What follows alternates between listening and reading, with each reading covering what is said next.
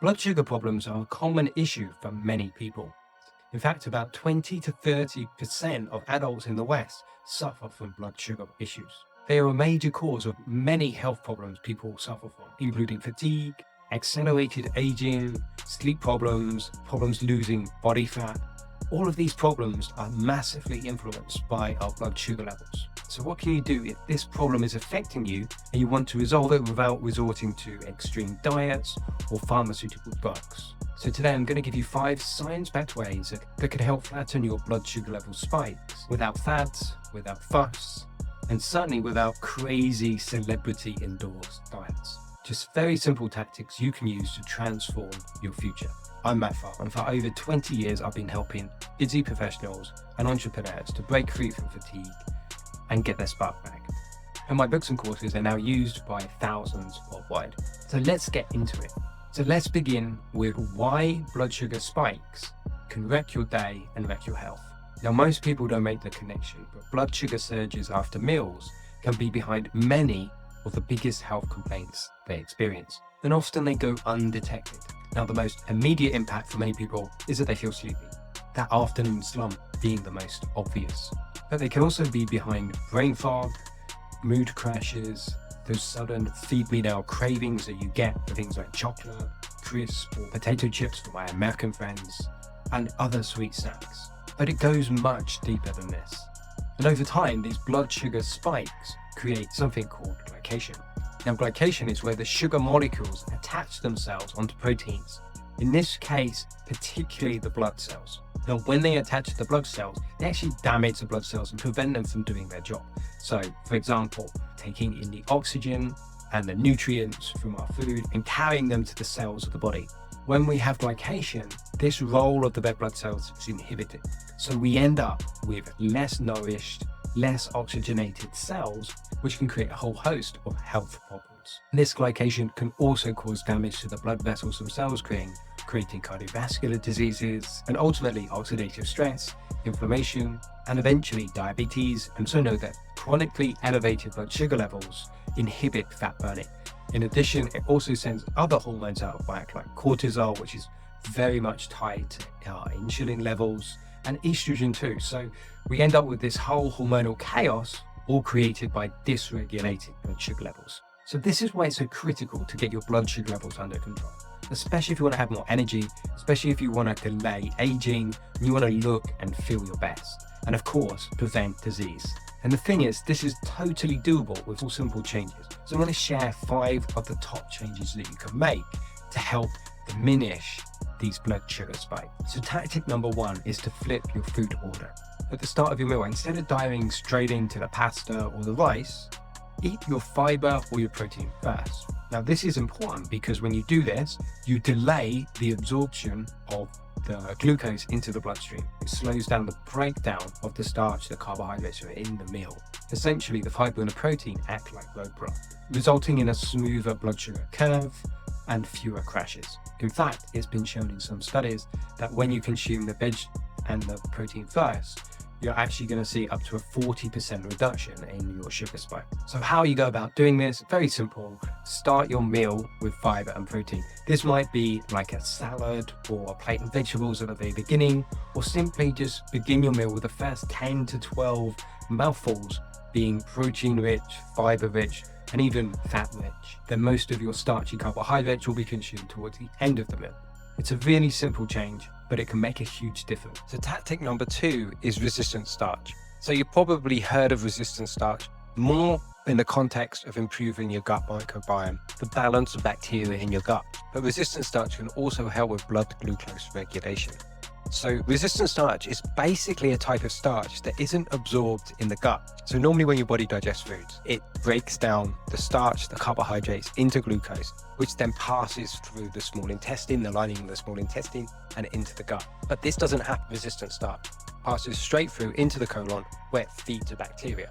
And the benefit of this is it means a lot less starch from the food is making its way into your bloodstream and impacting your blood sugar levels. So resistant starch can be formed naturally in foods such as unripe, slightly green bananas, or it can be created through the way we cook and prepare foods. particularly or mainly starchy foods like white potatoes or white rice are the most common example.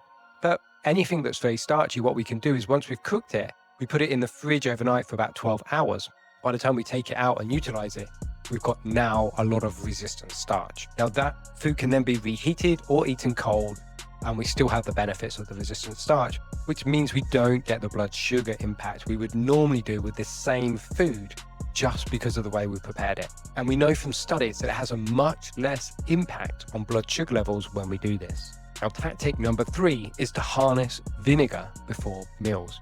Sounds a bit strange, I know, but we're talking specifically about apple cider vinegar. Now, apple cider vinegar contains an acid known as acetic acid, and acetic acid has been shown to slow down the emptying of the stomach and increase insulin sensitivity. So by simply adding apple cider vinegar at the start of our meal, by simply putting a couple of tablespoons of apple cider vinegar in some water and drinking it about 10 to 15 minutes before a meal, we can reduce the impact of the carbohydrates in that meal on our blood sugar levels.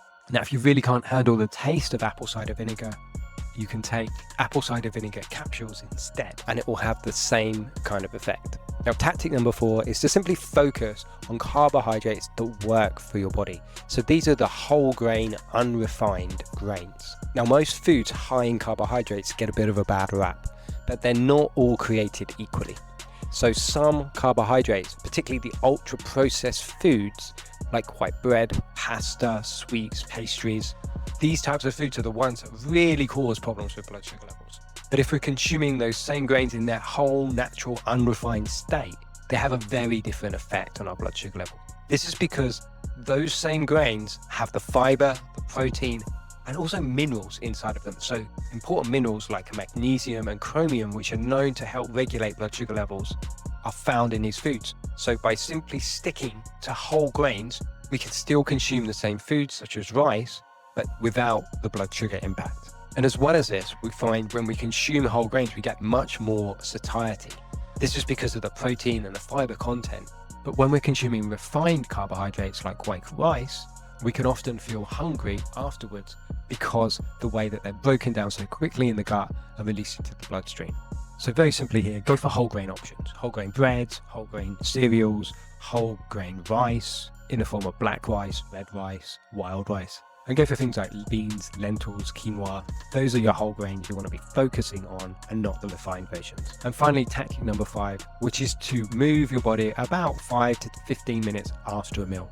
So this one's really simple, and studies have shown that about 10 to 15 minutes of movement following a meal can dramatically lower blood sugar levels.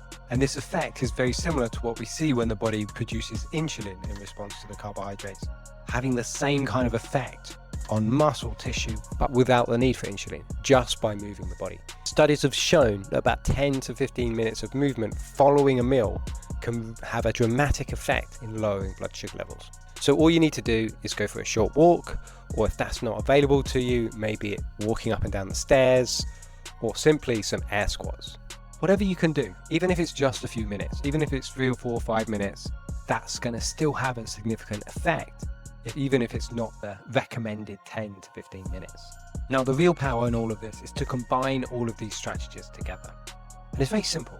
All you need to do is start with a bit of apple cider vinegar about 10 to 15 minutes before a meal, about a tablespoon in water. Next, when it comes to eating your meal, make sure you eat the vegetables first and the protein first before you move on to the starch. And for the carbohydrates themselves, you either want them to be whole grains, or if they are more refined grains, make sure they've been cooled and then reheated from previous times so you've got the resistant starch. And finally, after you've consumed the meal, go for a short walk, and that will all help to really lower your blood sugar levels. And all of that combined is going to have a real powerful effect in lowering your blood sugar levels. Now, here's a bonus hack I haven't yet mentioned: carbohydrate timing. You see, blood sugars isn't just all about what you eat, but it's actually also when you eat. As we move into the evening time, the later part of the day, what we find is the tolerance of the body to glucose starts to diminish. So that same bowl of rice that you might have had for lunchtime, when you have it for dinner late in the evening, has a very different effect on your blood sugars. You get a much bigger spike in your blood sugar levels. So with this in mind, all you need to do for dinner is make sure it's a low carbohydrate meal. And for any carbohydrates you have, do the things we've just talked about earlier, and you'll diminish significantly the impact of the sugar. And if you do have some carbohydrates, make sure you're following some of the rules we talked about earlier. But most importantly, try to make sure the meal is much earlier in the evening. That will help to diminish any excess spike you might otherwise see. So here's the short summary. Blood sugar spikes are the silent thief. They steal your energy, dull your mind, and make fat loss a grind. But you have options. Flip your meal order. Use resistant starch. Consume apple cider vinegar.